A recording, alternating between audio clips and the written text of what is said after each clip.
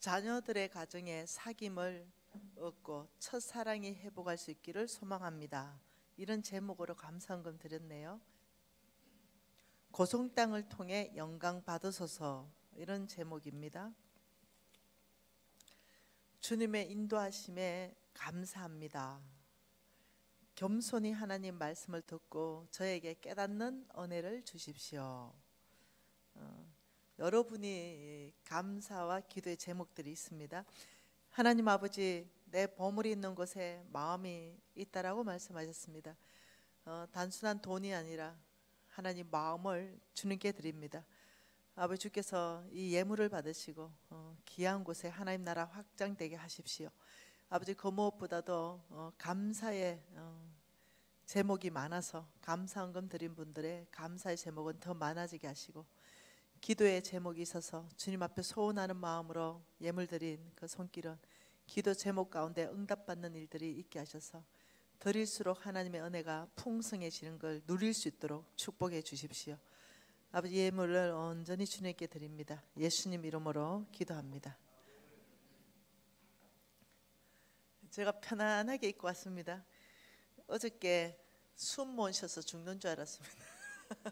네, 요게 제가 서울에서 집회할 때 교복처럼 입는 옷입니다. 제일 편안합니다.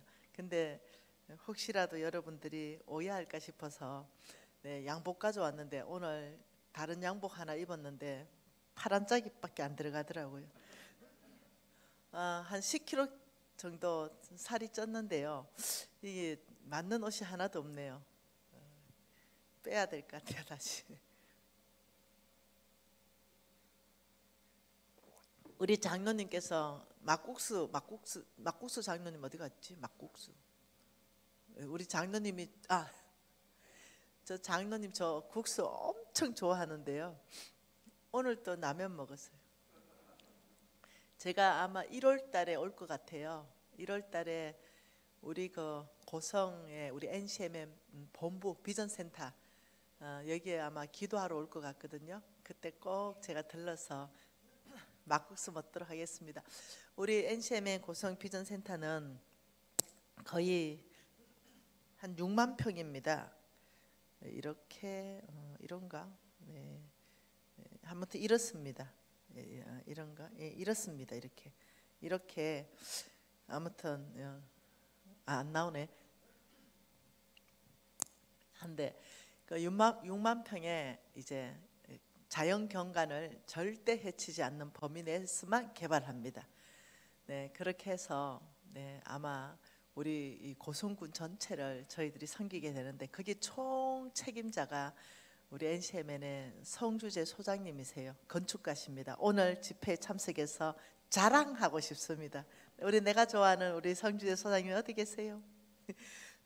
좀 봐주세요, 우리.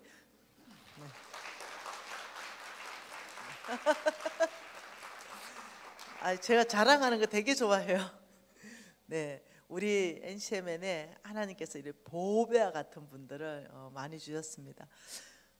우리 성주재 소장님은 건축사이시고 NCMN 밖에 나간다 그러면 돈을 엄청 벌 텐데 NCMN의 일을 위해서 오로지 지금 이 시즌에는 전임 간사로 다른 일도 하지 않고 NCMN 사역을 지금 맡아서 하고 있습니다.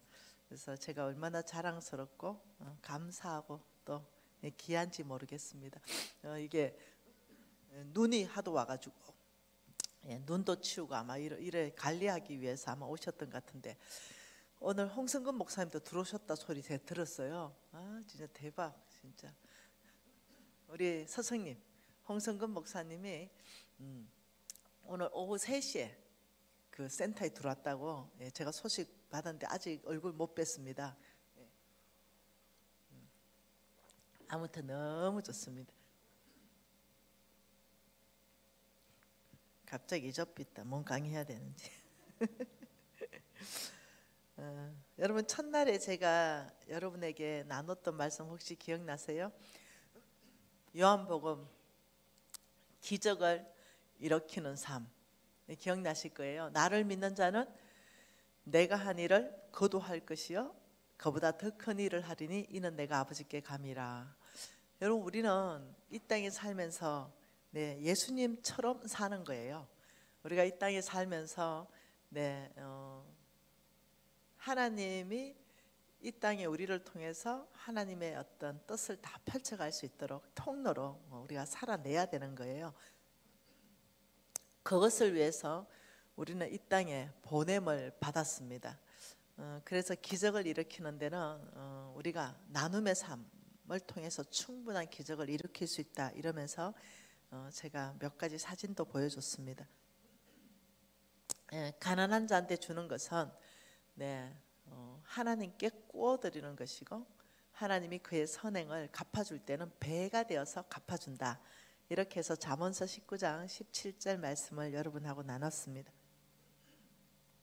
예수님이 이 땅에 오신 것은 예수의 4대 사역, 복음을 위해서 가르치셨고 복음을 위해서 먹이셨고 복음을 위해서 고치셨다. 이 모든 것의 중심을 보니까 재정하고 굉장히 연관성이 있더라. 이거 말씀드렸습니다. 이 땅에는 4가지 사람들이 있는데 우리의 목표는 성부이고 성빈이다 말씀을 드리면서 하나님이 아브라함을 부르면서 복 주시고 이러시되 내가 너에게 보여줄 땅으로 가라.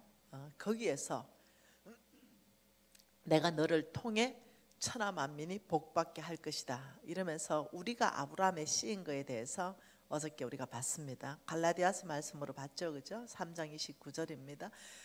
너희가 그리스도의 것이면 아브라함의 씨요 약속대로 유업을 이을자니라. 저와 여러분이 그리스도의 어떤 대사로 이 땅에 있는 거에 대해서 이해하게 되었습니다. 아브라함의 씨로 있는 거. 그러면서 유업을 이을 자는 상속자라는 뜻을 우리가 보았죠. 이 아브라함의 씨가 창세기 22장에 가니까 아브라함의 씨로 통해서 하나님께서 하고 싶은 2가지가 있다. 그 첫 번째는 뭐라고요? 대적의 성문을 깨트려 버리는 거. 이거 성경에서 봤고 또 하나는 천하 만민이 나를 통해서 복 받는 거. 여기에 돈을 써야 된다. 대적의 성문을 깨버리는 거. 이 부분에 대해서 교회를 세우는데 돈을 쓰고 선교하는데 돈을 쓰고 가난한 사람들한테 돈을 쓰고 꼭 이 어떤 돈을 집행하는 그곳을 우리가 선택할 때 있어 가지고 내가 이 돈을 쓰면 대적의 성문이 깨지는가? 하나님께 영광이 되는가? 잃어버린 영혼이 주께 돌아오는가? 천하 만민이 나 때문에 복 받는데 예수를 알게 되는가? 이런 부분에 굉장히 신경을 써라. 이렇게 얘기를 했습니다. 그러면서 우리가 헷갈리지 말자. 우리가 지금 하고 있는 사업체 이것은 바뀔 수 있다. 사업체에 너무 목숨 매지 말아라. 어떤 경우에는 김밥집 하다가 또 어떤 경우에는 그 김밥집이 통닭집으로 바뀔 수도 있다. 또 어떤 경우는 통닭집 하다가 그 통닭집이 횟집으로 바꿀 수 있다. 사업체에 대해서 목숨을 거는 게 아니다. 사업체는 통로를 하나님께서 언제든지 열어주실 수도 있고 닫으실 수도 있고. 저는 무역하던 사람이었거든요. 그리고 소매점도 했었고 그리고 공장에 물건을 만들어서 납품하기도 하고 유통업도 했습니다. 제가 영양제 만들 거랑 상상도 못했습니다. 근데 그런 일도 일어나더라. 하나님께서 필요하니까 하나님의 기업체, 하나님의 기업, 그것을 우리가 히브리서 말씀으로 봤죠. 하나님은 하나님의 약속을 기업으로 받는 자들에게 그 뜻이 변하지 아니함을 나타내려고 충분히 나타내려고 하나님 뭐라고요? 맹세로 그 일을 보증했다. 하나님의 이름이 걸린 맹세의 보증은 하나님의 언약, 하나님의 약속이 나의 기업입니다. 아버지 이 기업체를 온 땅 안에 확장하겠습니다. 아브라함의 씨의 기업이 뭡니까? 대적의 성문을 깨는 거예요. 대적의 성문을 깨트려 버리는 거예요. 그리고 천하 만민이 나 때문에 복받게 만드는 거예요. 이게 기업입니다. 이 기업을 확장해야 되는 거예요.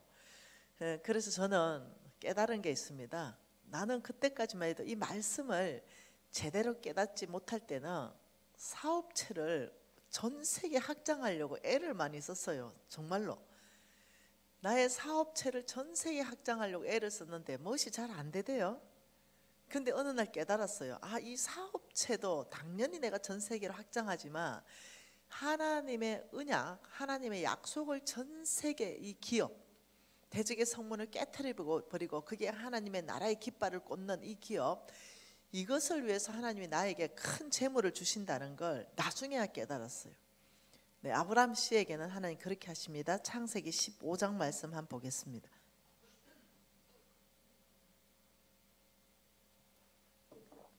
창세기 15장 말씀은 하나님께서 아브라함에게 나타났습니다. 그리고 하나님께서 사라에게 아이가 있을 것이라고 약속하시니 그런 장면들입니다. 그리고 하나님께서 아브라함에게 이렇게 말했습니다. 6절에 아브라함이 여호와를 믿으니 여호와께서 이를 그의 의로 여기시고 또 그에게 이르시되 나는 이 땅을 내게 주어 소유를 삼게 하겠다. 이 땅이 뭐예요? 지금 이 땅이 하나님이 말씀한 가나안 땅입니다. 창세기 12장부터 하나님이 끊임없이 말하는 것이 지금 이 땅을 너에게 줄 것이고 너의 소유가 되겠다 이렇게 말씀하시면서 아브라함한테 뭐라고 말했냐면 13절에 이렇게 말합니다. 너희들이 이방에서 객이 되는데 400년 동안 객이 될 것이고 14절에 그들이 섬기는 나라를 내가 징벌하겠다. 그러니까 하나님이 400년 동안 그들을 섬기겠지만 그 나라를 내가 또 징벌한다. 그러면서 뭐라고 말합니까? 그 후에 내 자손이 큰 재물을 이끌고 나오리라. 여러분 생각해 보세요. 이게 지금 400년 전에 얘기한 것이 그 이방 나라의 족속들에게 큰 재물을 얻게 하셔서 그 재물을 끌고 나오게 될 것이다. 이렇게 말했어요. 여러분 이게 왜 중요하냐면 자, 사람들이 굉장히 착각을 해요. 특히 예수 잘 믿는 사람들은 어떤 생각을 하냐면 조금이라도 거룩치 못한 게 붙어 있으면 다 없앨라 그래요. 이게 무슨 말이냐면요. 이 말입니다. 이게 무슨 말이냐면 어제 제가 공의에 대해서 말했잖아요. 그죠? 네, 이거 이만큼이 참 좋은 거예요. 이만큼이 이게 내가 먹어야 되는 건데 여기에 좀 더러운 게 이만큼 붙은 거죠. 근데 이게 재물이거든요. 근데 이 더러운 거, 좀 죄인 것 같은 거, 하나님께 속하지 않은 것 같은 거 이런 게 붙어 있는 거죠. 고기에 돼지고기에 비계가 이만큼 붙어 있는 거죠. 그러면 우리 돼지고기에 비계 붙어 있으면은 돼지고기 다 버립니까? 아니잖아요. 이 어때요? 비계를 날카로운 칼로 딱 뜯어가지고 비계만 버리고 살코기는 다 먹잖아요. 근데 많은 사람들이 다 버리는 거예요. 그래서 부자 못 되는 사람 많다니까요. 자, 예를 들면 한번 설명해 볼게요. 여러분 그 아브라함이 창세기 14장으로 잠깐 설명해 봅시다. 너무너무 중요한 구절이라서. 여러분 이 창세기 14장은요. 여러분 잘 알듯이 이 14장 전체 배경이 뭐냐면은 창세기 14장 4절에 그들이 12년 동안 그돌라오메를 섬기다가 제13년에 배반했다. 그러니 그 소왕국들이 있었는데요. 그 소왕국들이 어떤 이 바벨론 지역에 있는 소왕국의 그 왕 그돌라오멜이라는 그 왕국을 섬겼어요. 근데 자꾸 섬기다 보니까 싫거든요. 내가 왜 너를 섬겨야 돼? 이렇게 해서 남방에 5개국 왕들이 뭉쳤고 북방에 4개국 왕들이 뭉쳐가지고 싸움이 붙었어요. 그런데 이 그돌라오멜은 북방 4개국에 속해 있어요. 그래서 남방 5개국이 깨지고 북방 4개국이 승리를 했습니다. 그 승리한 내용이 14절에 쭉 적혀 있어요. 그 승리하면서 한번 9절에 볼까요? 9절 하반절에 내 왕이 이게 북방왕을 말해요. 곧 5왕, 이게 남방왕입니다. 맞서서 싸우게 되었지요. 그리고 10절, 11절 쭉 보면 내 왕이 소돔과 고모라의 모든 재물과 양식을 빼앗고 소돔에 거주하는 아브라함의 조카 롯도 사로잡고 그 재물까지 노락하여 갔더라. 그러니 이 조카 롯이 같이 12절에 나왔잖아요. 그런데 잡혀가 버렸어요. 북방 4개국 왕에게 잡혀가 버린 거죠. 그러니까 아브라함이 14절에 보세요. 아브라함이 그의 조카가 사로잡혔음을 듣고 집에서 길리고 훈련된 자 318명을 거느리고, 이렇게 말했어요. 318명을 거느리고, 이 318명은 뭐겠어요? 318명, 집에서 길린 민병대입니다. 민병대. 이 민병대 310, 방송실 제 손을 보고 뭔가 쓰면은 칠판을 띄워주세요. 예. 내 성질 많이 죽었어요. 이 정도입니다. 네. 이 318명이 방송실하고 저하고 사인이 잘 맞으면 은혜가 있습니다. 내가 이렇게 보고 강의하면은 내를 띄워주고, 내가 이렇게 보고 뭔가 적으면 칠판을 띄워주고, 내가 글씨를 읽으면 하나님 말씀 읽을 때는 성경을 띄워주고, 이렇게 하면은 잘 되죠. 318명, 이 아브라함이 집에서 길린 민병대를 데리고, 놀랍죠? 한번 읽어볼까요? 14절에 아브라함이 그의 조카가 사로잡혔음을 듣고 집에서 길리고 훈련된 자 318명을 거느리고 다한까지 쫓아가서 그와 그의 가신들이 나누어 밤에 그들을 쳐부수고 다메섹 왼편 호박까지 쫓아가 모든 빼앗겼던 재물과 자기의 조카 롯과 그의 재물과 또 부녀와 친척들을 다 찾아왔다. 아브라함 대단한 사람이에요. 318대 지금 4개국 상대로 싸웠어요. 그런데 누가 승리했냐면 이쪽이 이렇게 승리했어요. 왜 그랬냐면 하나님께서 아브라함과 함께해서 그래요. 적어도 4개국이라 그러면요, 이게 아마 10만 명은 될걸요. 네. 318대 10만 명. 어째 생각하세요? 성경 이야기는 다 이런 이야기예요. 제가 지난 주간에 대구 가서 집회했잖아요.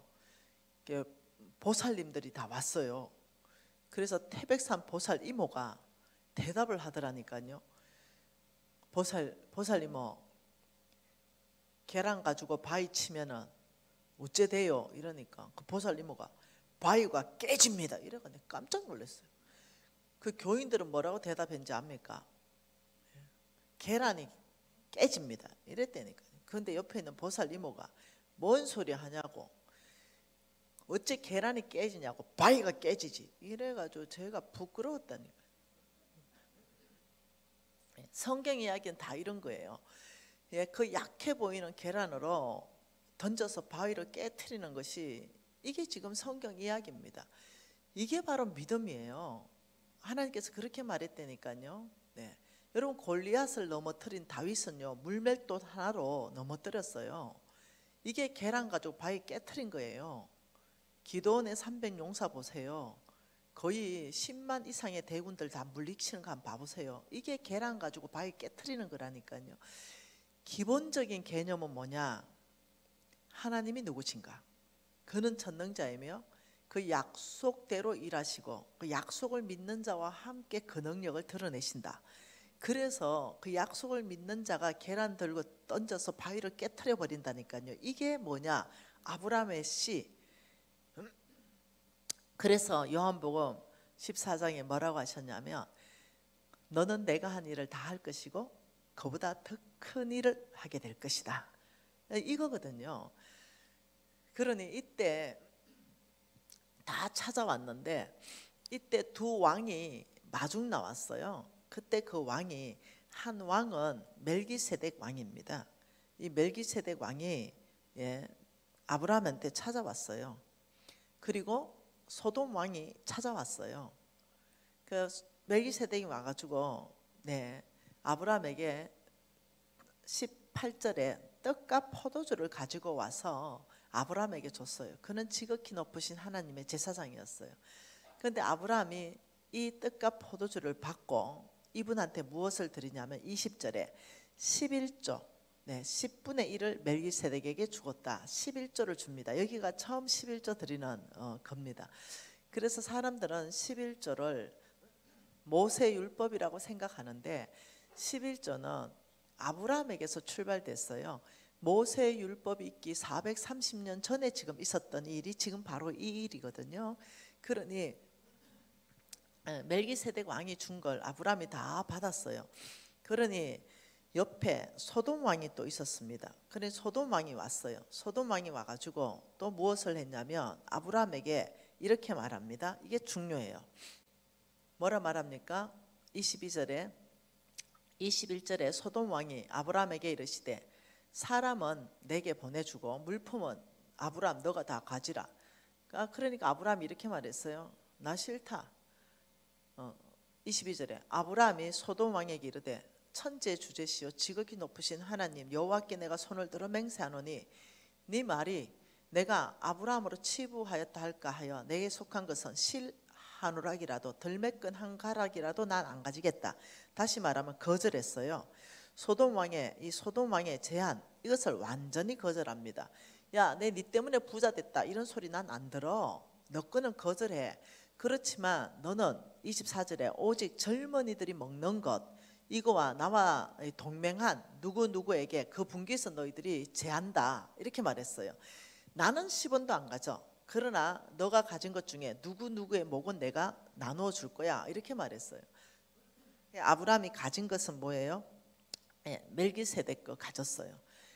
아브라함이 거절한 건 뭐예요? 소돔 것을 다 거절했어요.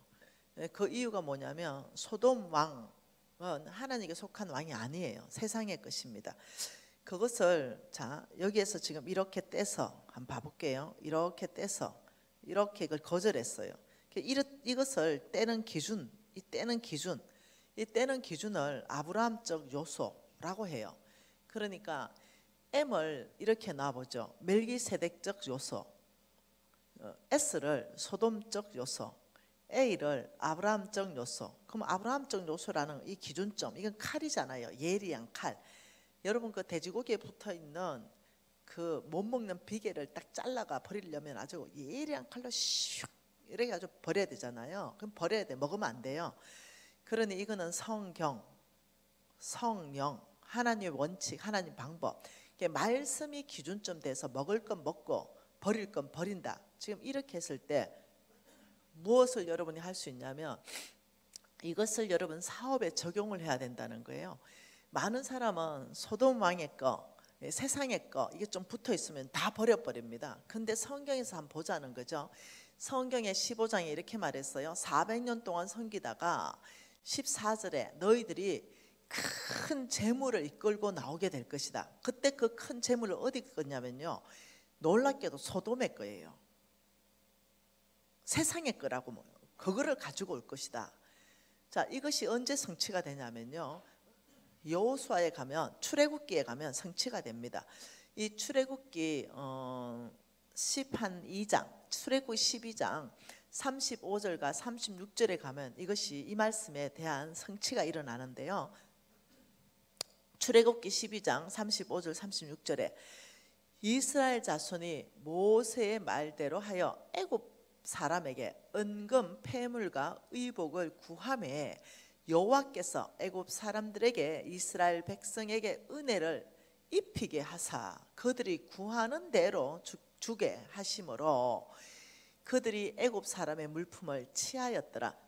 여러분 잘 들으셔야 돼요. 하나님께서 400년 동안 종살이 하면서 너희들이 나오게 될 때 큰 재물을 끌고 나오게 될 것이다 라고 말씀하셨고 400년 후에 실질적으로 은금 폐물을 구하는데 어떻게 하나님께서 이 일을 하게 합니다. 하나님께서. 그때 여러분이 생각나는 성경 구절이 있습니까? 우리가 생각나는 성경 구절 이거잖아요. 잠언서 5장 1절입니다. 여호와께서 왕의 마음을 다스리시며 그 생각의 방향을 또랑물처럼 마음대로 바꾸신다. 이것은 여러분 인생에 굉장히 힘이 되는 말씀이에요. 저 말은 이거예요. 하나님 손에 사람들의 마음이 있는데 하나님께서 그 사람들의 마음을 다스리시고 그 사람들의 마음의 생각을 하나님의 뜻대로 하나님의 역사대로 하나님이 마음대로 바꾸어서 역사하신다 이 말이에요. 그러니 400년 종살이 하다가 이제는 하나님 백성으로 약속의 땅으로 하나님께서 다시 데려가시는데 그때 하나님이 그 애굽의 모든 사람들의 생각과 마음을 다 다스리셨어요. 다 애굽 사람들에게 이스라엘 백성이 뭐라고요? 은혜를 입게 하신 분이 하나님이세요. 그래서 구하는 대로 그 애굽의 모든 금은 보화를 다 들고 나오게 되는 거예요. 이것이 무슨 말이냐? 여러분들이 이제 삶을 살다 보면 사업을 하다 보면 여러분 생각할 때는 거룩치 못해 보이고 이렇게 붙어 있다고요. 이렇게 거룩치 못해 보이고 먹으면 안 되는 것 같고 세상에 속한 것 같은 게 붙어 있을 때 다 버려본다고요. 그리고 너무 놀라운 것은요, 예수 잘 믿는 사람, 거룩한 사람, 착한 사람, 그 사람들을 상대로 장사하려고 한다니까요. 내가 너무 답답한 게 이거라는 거예요.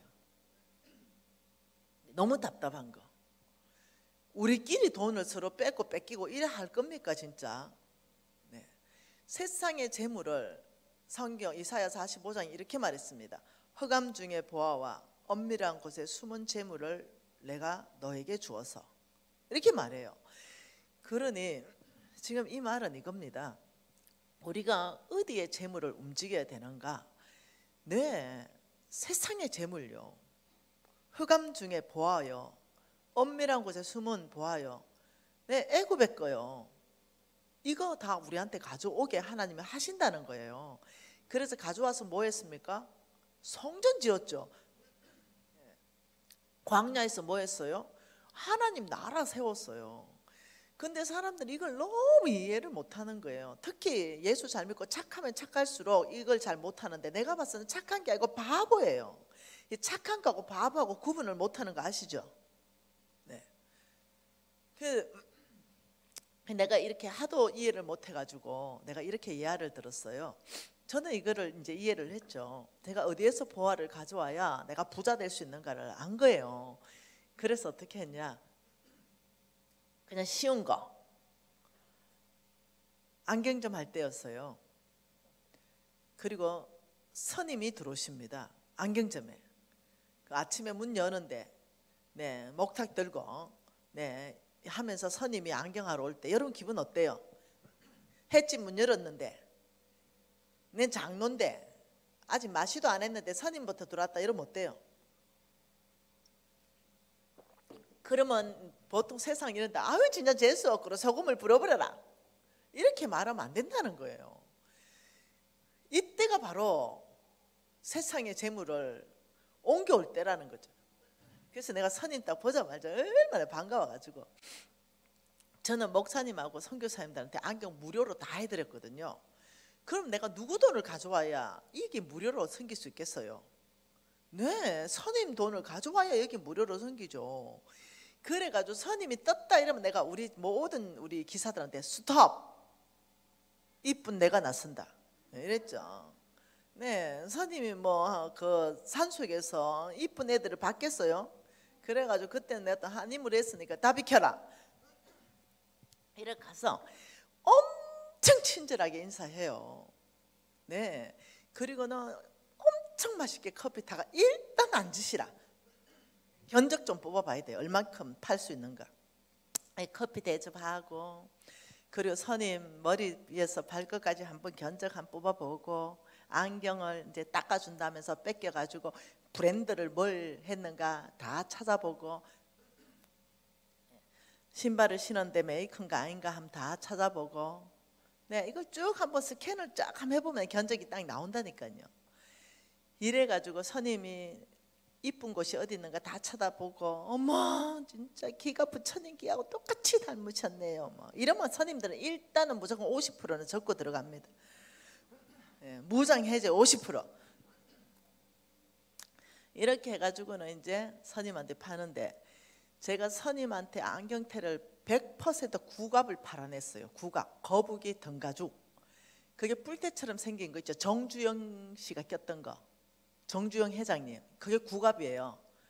그게 1억짜리까지 있어요. 그게 제일 싼 게 1,000만 원입니다. 그러면 이제 선임한테 1,000만 원짜리 딱 파는 거예요, 제가. 예, 여러분 선임들 돈 엄청 많다니까요. 선임들이 횟집에 왔는데 다금바리 자연산 몸 팔면 바보라니까요. 그래 딱 팔고는 선임한테 다음에 꼭 오시라고, 다른 선임 오시면은 제가 뭐 더 잘해주겠다고. 이래가 선임 단골이었잖아 우리 집이. 그래가 그 돈 막 벌어가지고 다 어디에 넣은지 압니까? 다 선교사님들 안경 공짜로 해주는데 거기 다 갖다 넣었다니까요. 여러분 아셔야 돼요. 하나님께서 어디서부터 보화를 얻게 하셨는가 지혜가 있어야 돼요. 그래서 세상 사람들을 상대로 장사를 해야 된다는 거, 그걸 아셔야 돼요. 많은 사람들은요 세상 사람들을 상대로 해서 장사하려고 하지 않고 우리끼리 예수 잘 믿는 사람한테 팔려고 하는 거예요. 그러니까 굉장히 제한적인 거죠. 네, 불특정인 다수가 아니죠. 특정인에게 팔려고 하니 그게 장사가 되겠어요? 그래서 제가 참 우리 신랑이 너무 내가 보면 착해요. 우리 신랑이 나를 봤을 때는요, 아유 그냥 장사꾼이라고 이러는 거예요. 나는 우리 신랑 봤을 때는 착한지 바본지 경계선에 있다. 나는 이렇게 얘기하는 거예요. 예. 하트가 너무 강해요. 하트가. 그래서 어떻게 하냐, 아프리카 가면은 입이 찢어지는 거예요. 맨날 돈 들고 아프리카 가는 거예요. 이해되세요?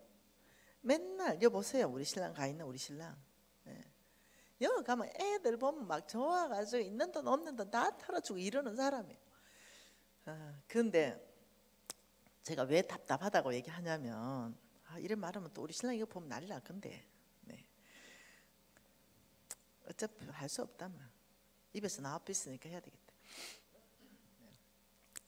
우리 신랑 보고 애기들 영양제 좀 만들어라 했더니 이걸 만들었어요. 이거 캡틴이면 히어로 제놀. 내가 이거 만들면 우리 회사 망한다 그랬어요. 이거 제발 만들지 마라. 이러니까 굳이 이걸 만들었어요. 그러니 어떠냐, 자기한테는 얘가 너무 이쁜 거예요. 우리 손녀딸. 네. 우리 손녀딸이 우리 신랑한테는 너무 이쁜 거예요. 그러니 자기 손녀딸 먹이려고 영양제를 만들었어요. 그러니 어떻게 만드는지 알겠죠? 수준이 어느 정도 만드는지 알겠죠? 그러면서 자가 저거 맛있다고 또 먹고 또 먹고 또 먹고 한 알만 먹는 걸 막 대여섯 알 먹어보는 거. 제가 왜요? 레출을 하게 만들어서 대여섯 알 먹어도 아무 영양에 문제가 없거든요. 몸에 나쁜 게 하나도 없거든요. 이 말은 뭐냐, 남는 거 없이 만들었다는 거예요. 근데 속이 하도 터져가지고 쟤 먹고요 또 먹는다 그러고요, 먹고 나면 또 먹는다 그래요. 내가 먹고 싶은 대로 다 줘라, 돈이 죽지, 아무리 먹어도 괜찮다 그러는데 내출을 했어. 근데 문제는 안 팔리는 거 아닙니까? 예, 보세요. 먹고 또 먹는데요. 또 먹어요. 왜 안 팔리겠어요? 여러분 생각 한번 해보세요. 영양제를, 종합 영양제를 만들어야 될 거 아니에요. 아들 종합 영양제. 예를 들면 45,000원짜리 종합 영양제 중에는 똑같은 45,000원짜리 중에 절대로 우리 회사를 못 따라올 정도로 최고의 것을 만들어야 될 거 아니에요. 그런데 요거 따로 이뮤는 면역을 올려주는 거예요. 굉장히. 제놀은 머리를 좋게 해주는 거예요. 그러니까 요걸 따로 만들어 놨어요. 용량 엄청나게 빵빵하게 넣어서 남는 거 없이 이렇게 만들어 놓은 거예요. 누구 먹인다고요? 손녀딸 먹인다고. 그리고는 엄청 주문해가지고 일반인들도 이렇게 잘 만들어 놓은 거 알고 잘 사갈 거야 이러는 거예요. 내가 사가면 내 손에 장을 찢는다 내가. 이렇게 얘기를 한 거예요. 생각해봐라 여보, 이게 지금 우리는 안 남고 비싸고 이게 한 개 65,000원인가 이렇대요. 그러면 2개 사 먹이려면 어찌됐든 12, 3만 원일 거 아니에요. 아가 둘이 있으면 12, 3만 원짜리 2명 먹이면 30만 원이잖아요. 영양제에 30만 원 쓸 수 있는 집이 대한민국에 몇 명 있냐고요. 그래서 내가 그래 만들지 말고 그냥 딱 종합영양제 하나를 딱 만들어서 47,000원 혹은 55,000원 딱 풀면서 절대로 못 따라오게. 왜냐하면 우리는 뉴질랜드에서 영양제 만드는 공장이 있는데 뉴질랜드에서 제일 커요. 공장이. 그러니 우리는 직접 생산하니까 원가를 낮출 수 있잖아요. 그러니 절대 못 따라오게 그렇게 만들 수가 있어요. 그게 한 7, 8만 원 되는 걸 4만 5천 원에 만들어서 팔 수 있죠. 직접 생산하니까 원료부터 시작해가. 그래 만들면 우리 대박 난다. 신랑 그래 가자 이러니까 내는 양심상 그래 못하겠다. 그래서 내가 돈 벌고 당신이 돈 까먹는다고 내가. 여러분 내 말 혹시 이해되나요? 하트가 뜨거운 사람은 장사하지 마. 네. 그래가지고 내가 이거 재고 처리한다고 죽을 뻔했습니다. 뭔 말 이해돼요? 내 돈 다 사가지고요 우리 교회 아들한테 막 뿌리고요. 선물로 재고 만들어가지고 엄청 좋은 건데 못 알아보는 거죠. 소비자들이. 아무리 좋게 만들어 놓으면 뭐합니까? 정말 좋은 건데 못 알아봐요. 왜 그래 비싸냐? 이렇게 말해요. 안 비싸거든요. 이 안에 용량을 보면 안 비싸거든요. 절대 안 비싸요. 그런데 왜 그래 애 영양제가 비싸노? 그것도 2개짜리고 1개 먹일라 찝찝해. 2개를 꼭 다 사 먹일 필요도 없는데 머리 나쁜 애는 이거 사 먹이고 면역 안 좋은 애는 이거 사 먹여야 되는데 꼭 세트로 2개를 먹여야 되는 줄도 아는 거예요. 이러다 보니까 에라 모르겠다 그냥 이러면서 다른 거 먹어보는 거야. 그래서 내가 이걸 예측을 해줬죠. 이게 장사가 아니라고 말하는 거예요. 여러분 제 말을 이해를 해야 돼요. 그래가 우리 신랑이 원래 내년에 안식년 들어가거든요. 내가 할렐루야 했습니다. 할렐루야. 안식년 잘 다녀오시라고. 그리고 내가 빨리 미팅했습니다. 이게 싹 다 없애라. 팔리는 거 만들자. 팔리는 거. 이렇게 지금 해놔가지고 기대가 지금 커졌습니다. 그리고 제가 이렇게 말했습니다. 우리 영양제를 판매하는 사람을 라이프 체인저들이라고 그래요. 그렇게 LC라 그러는데 이 사람들을 모집하는데 내가 어떻게 불교인을 모집해라. 불교인. 그리고 예수 믿지 않는 사람을 대부분 모집해라. 여기에서 성패가 갈린다. 이래놨더니 뭔 소리 하니? 예수 믿는 사람들이 돈 벌게 해줘야지. 몸판 달고 글쎄 그 사람들은. 그 사람들은 하트가 강한데 몸 팔다고 글쎄. 팔 수 있는 사람 모집해가 그 사람들한테 투자해가 그 사람들 정신교육 시켜가지고 그 사람들 통해 팔아야 된다고 이러는데 우리 신랑이 98% 예수 믿는 사람 모집해놨더라고.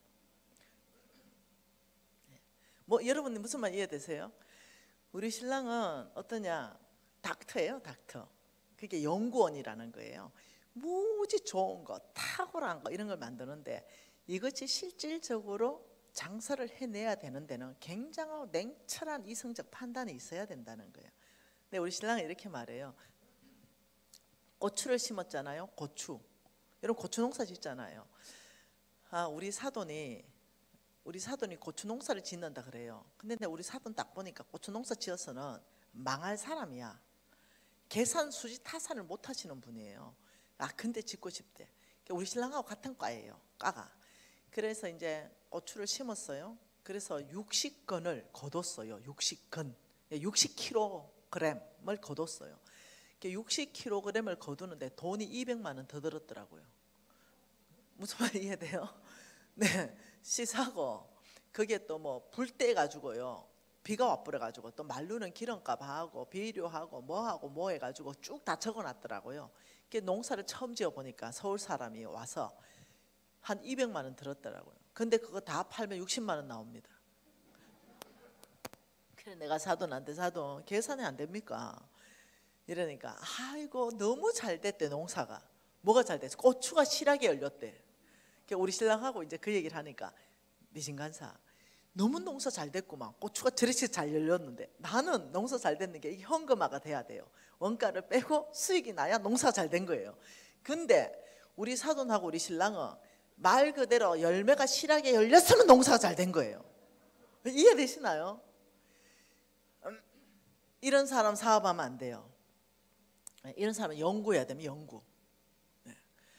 그래가지고 제가 무슨 얘기 하냐면, 여러분 이런 게 있어요. 이것을 MSA 팩트를 정확하게 이해하면 사업가로 거듭날 수 있어요. 젊은 청년들 잘 들어보소. 네, 이 더러운 게 붙어 있는 것 같죠? 더러운 게 붙어 있는 것 같아요. 그러나 이것을 안 먹는 거예요. 우리가 어제 얘기했죠. 공의를 설명했죠. 이걸 날카롭게, 네, 성경적 재정 원칙에 맞지 않는 건 떼어내는 거예요. 이렇게 성경이 중심이고 말씀이 중심이고 성령이 중심이고 이게 맞지 않는 거는 샥. 예, 돼지고기 여러분 비계 자를 때 그 정육점에 가보세요. 얼마나 날카로운 칼로 슉 이렇게 나가버려요. 칼 한번 슉 지나가면 고기와 비계가 싹 갈라지잖아요. 그리고 비계는 버리고 살코기는 치해야 돼요. 여러분 바로 이것이 뭐냐면 하나님께서 저희에게 재물을 주실 때 이방 나라의 재물을 몰고 오셨다는 걸 이해를 할 필요가 있다는 거예요. 한 번은 주식 투자자를 만났네요. 주식 투자자. 상담을 했습니다. 자기 직업이 주식 투자자예요. 그래서 그런 사람 많이 만났어요. 한두 명 만난 게 아니에요.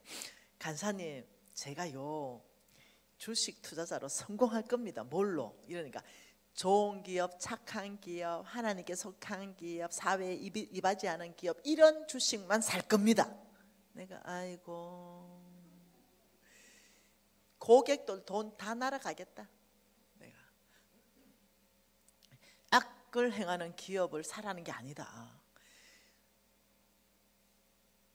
어디에서 트렌드 안에서 무엇이 미래지향적으로 어디에 투자해야 고객 돈이 불어나는가를 그걸 해야 되지. 그 내가 말을 하다가 답답한 거 느끼는 거 있죠.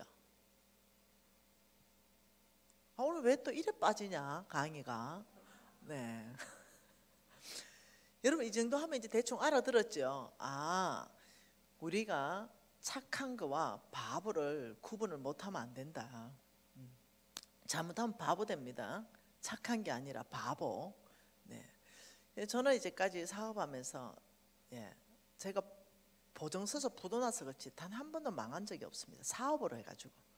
네. 실패한 건 하나 있습니다. 그거는 사실은 제가 프로젝트를 진행한 게 아닙니다. 제가 왕의 재정 2에도 썼는데요. 그건 제가 만든 게 아니에요. 제가 진행한 것도 아니고 하나님께서 누구를 도와주려 해서 그 진행했던 거, 그 실패로 돌아갔던 거, 그 왕의 재정 2에 제가 썼어요. 그럼 제가 직접 뛰어들어 가지고 제가 직접 사업에 뛰어들어서 단 한 번도 실패한 적이 없어요. 왜요? 제 머릿속 안에는 철저한 계산이 돼 있어요.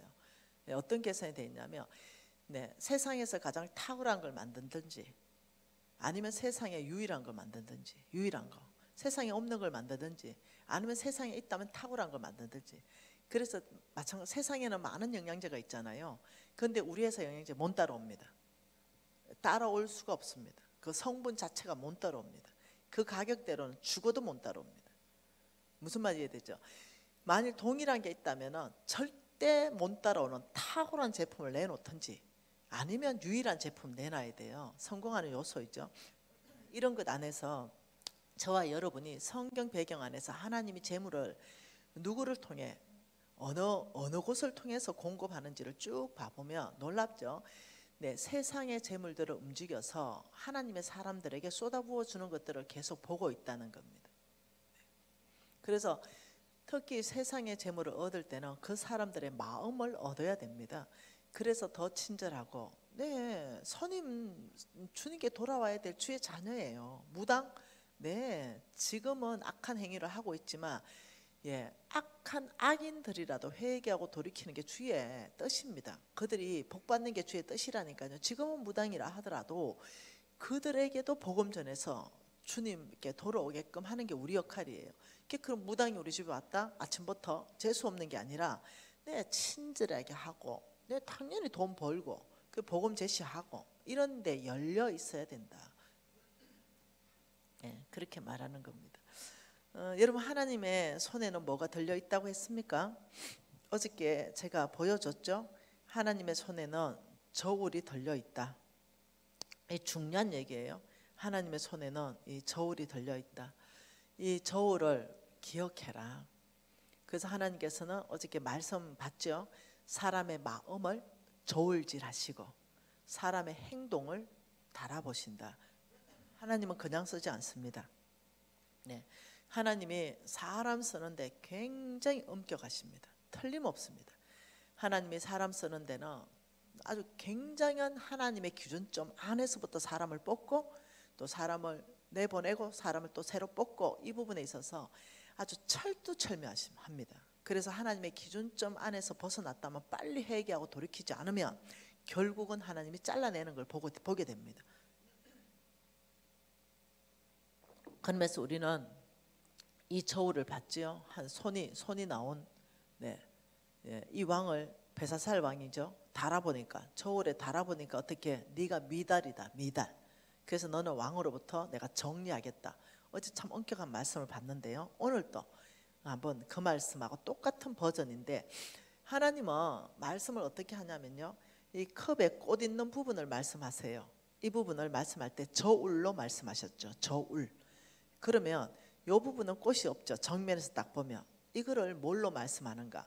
하는 성경은요 360도로 회전해서 봐야 됩니다. 어느 한 구절만 보는 게 아니라 똑같은 구절을 좌우상하로 다 보면 통으로 보게 되면 성경이 입체적으로 들어오기 시작하고 이해가 되기 시작합니다. 어저께는 하나님이 내가 네 마음을 저울질하고 네 행동을 달아보고 내가 너를 쓸 것이고 안 쓸 것이고 결정한다 했다면 오늘은 또 다른 버전으로 말씀하시는데 사무엘상 16장입니다. 사무엘상 16장입니다.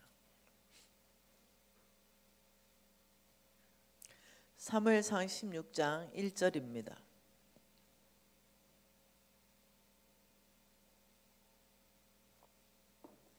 같이 한번 읽어보죠.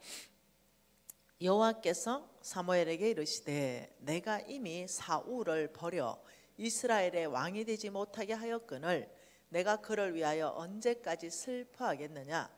너는 뿔에 기름을 채워 가지고 가라. 내가 너를 베들레헴 사람 이새에게 보내리니 이는 내가 그의 아들들 중에 한 왕을 보았느니라 하신지라. 자, 지금 하나님께서 무슨 말씀하시냐면 한 왕을 보았느니라 이렇게 말했어요. 자, 여기에서 한 왕을 보았다. 누가요? 하나님이요. 사도행전 22장 13절에는 이렇게 말합니다. 패하시고 다윗을 왕으로 세우시고 정언하여 이르시되 내가 다윗을 만나니 내 마음에 맞는지라 내 뜻을 다 이룰 것이다. 그러니까 하나님은 다윗을 만났다.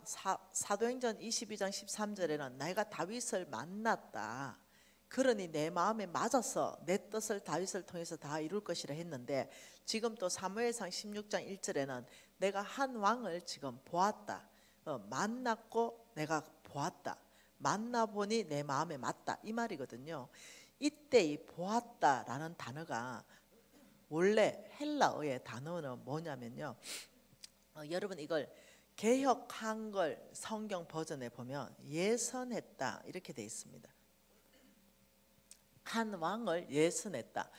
예선이란 뜻은요 본선에 나갈 팀이나 본선에 나갈 선수를 뽑는 것이다. 이게 예선이에요. 예선전 이렇게 말하죠. 그리고 본선전 이렇게 말하죠. 그래서 하나님께서는 다윗을 뽑을 때 예선했지 바로 본선으로 뽑지 않았다. 이게 성경 전체 안의 이야기입니다. 그러면서 다윗에게 예선전을 치르게 할 때 어저께 제가 강의했죠. 아달람 굴에 보내고 400명을 보냈는데 환난당한 모든 자, 빚진 모든 자, 원통한 모든 자를 보내서 다윗의 지도력을 봤다 그랬죠. 그때 다윗이 공의를 어떻게 씁니까? 멋지게 썼죠. 공의의 열매는 뭐라고요? 화평이고 공의의 결과는 영원한 평안과 안전이다. 그러면서 이것을 그림으로 그려줬죠. 어떻게 해요? 나무 뿌리가 긍휼을 먹어야 된다. 긍휼. 긍휼을 가지고 모든 것을 심판해야 되고 긍휼을 가지고 공의를 행해야 된다. 그래서 우리의 열매는 화평한 열매, 공의를 쓴다면, 심판을 쓴다면 화평한 열매와 정말 평안하고 안전한 열매가 날 때만 사용해야 된다. 이런 것들을 어저께 성경적 기반을 본 거예요. 자, 이렇듯이 하나님께서는 한 왕을 보았다. 저와 여러분을 하나님이 쓰시기 위해서 다윗을 예선전을 치룬 것처럼 예선합니다. 그러면서 다윗의 지도력을 쭉 예선전을 통과하게 합니다. 얼만큼 충성된가, 참 얼만큼 의리 있는가, 얼마나 믿음의 사람인가, 얼만큼 온유한가, 이런 것들을 쭉 보면서 마지막 예선전을 통과한 것이 뭐냐면 다윗이 하나님이 세운 건의에 항복할 수 있는가, 이게 마지막 예선전을 통과한 그거예요. 다윗이 사울의 옷자락을 벨 때 성령께서 회개할 수 있는 기회를 줬습니다. 찔리게 했습니다. 그때 알아듣고 회개했어요. 그리고 하나님이 세운 사울 왕 이미 버렸어요. 하나님이. 그래도 하나님이 아직 죽이지 않고 왕자리에 그대로 놔뒀을 때 다윗의 고백이 하나님이 기름 부어서 세운 왕을 내 손을 들어서 치는 것을 금하셨다. 전쟁에 나가서 자연스럽게 죽든지 병 걸려서 죽든지 이건 내 소관이 아니라 하나님의 소관이지 우리가 죽이면 안 된다. 왜냐? 죽일 기회가 왔거든요. 그러면서 못 죽이게 합니다. 왜냐하면 저 사울 왕을 세우신 분이 하나님이시다. 이걸 명확하게 아는 거예요. 그래서 다윗의 예선전 통과가 어디에서 통과되면 영적 권위에 항복할 수 있는가, 여기에서 예선전이 통과되면서 본성 게임이 뛸 때 한쪽의 왕이 아니라 양쪽의 왕으로 37제부터는 다윗의 왕국을 건립해가는 본선전에 뛰게 돼요. 그렇듯이 도대체 하나님께서는 돈을 주실 때 저와 여러분을 예선전을 치르게 하신다는 거예요. 여러분 잘 들으세요. 하나님 한꺼번에 돈을 팍 맡기는 것이 아니라 예선전을 치르고 예선전을 통과한 사람들에게는 본선전으로 하늘의 문을 열고 쏟아붓기 시작하시는 거예요. 여러분 이런 일들이 있는 거죠. 그럼 어디에 예선전을 치르는가? 이제 이것을 한번 보는 거죠. 돈에는 어디에서 예선전을 치르는가? 저는 예선전을 치렀습니다.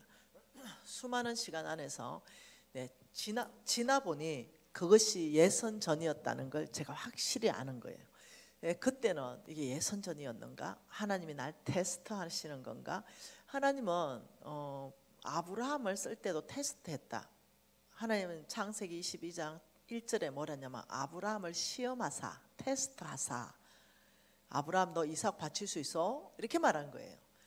그래서 우리가 놀랍게 본 이 그림, 샌드위치 그림, 대적의 문을 취하고 우리가 나를 통해 천하 만민이 복받게 하는 그 한 중심이 뭐냐면 아브라함의 위에 16절에 순종이 있었고 18절에 순종이 있었기 때문에 아브라함에게 대적의 성문을 깨트릴 수 있고 천하 만민이 복받게 하는데 아브라함을 계속 쓰신 거에 대해서 하나님이 테스트하신 거예요.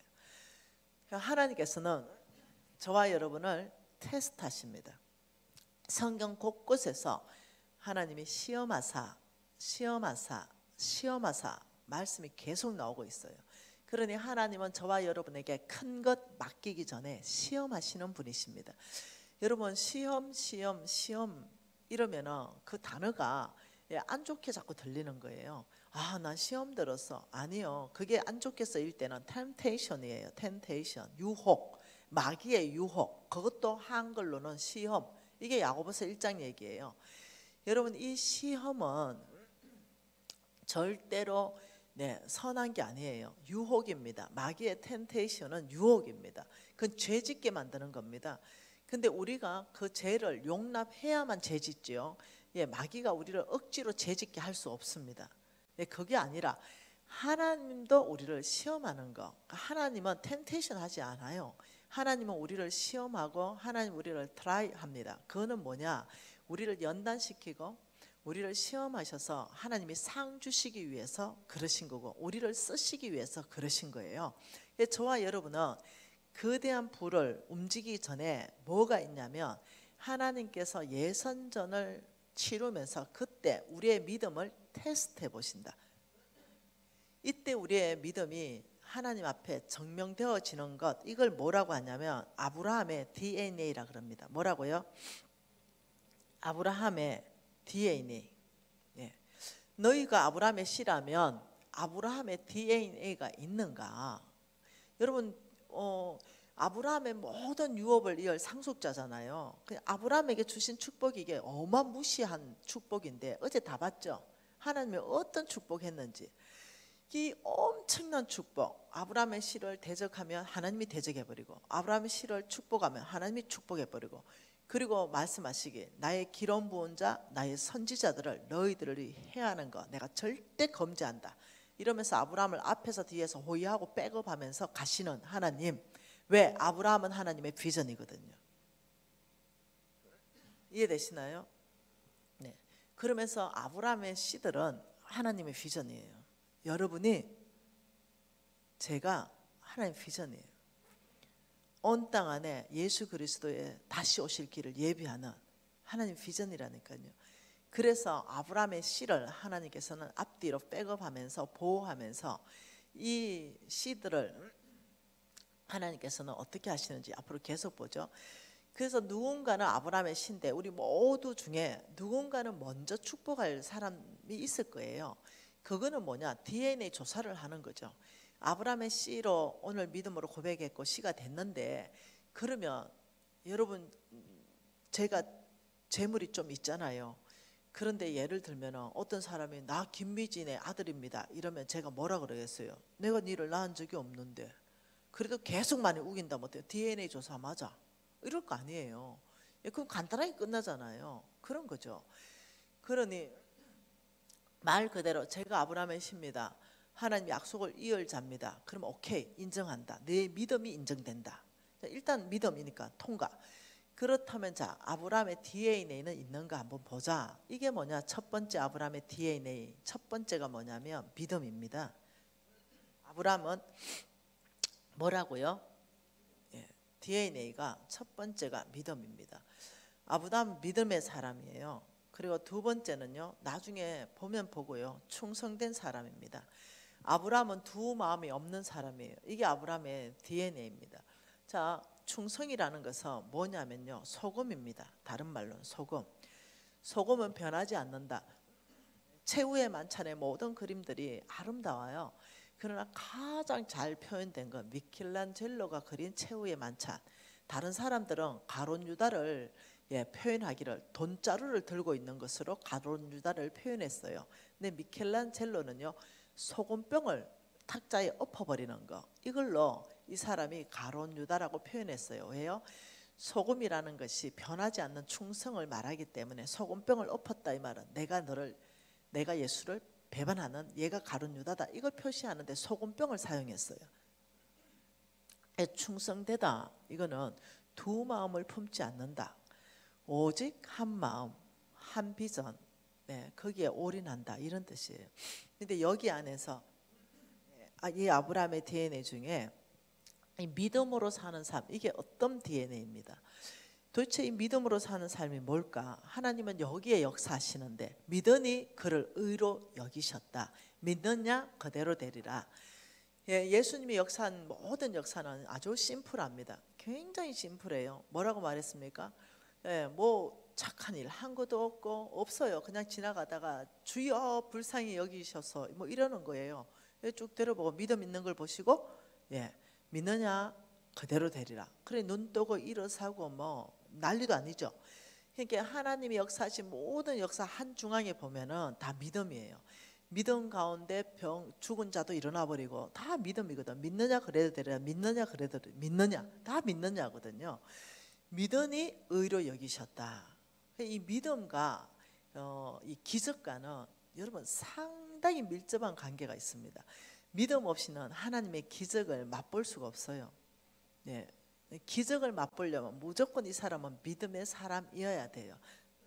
그래서 이 믿음의 사람 아브라함이 어떻게 도대체 뭐가 믿음인가?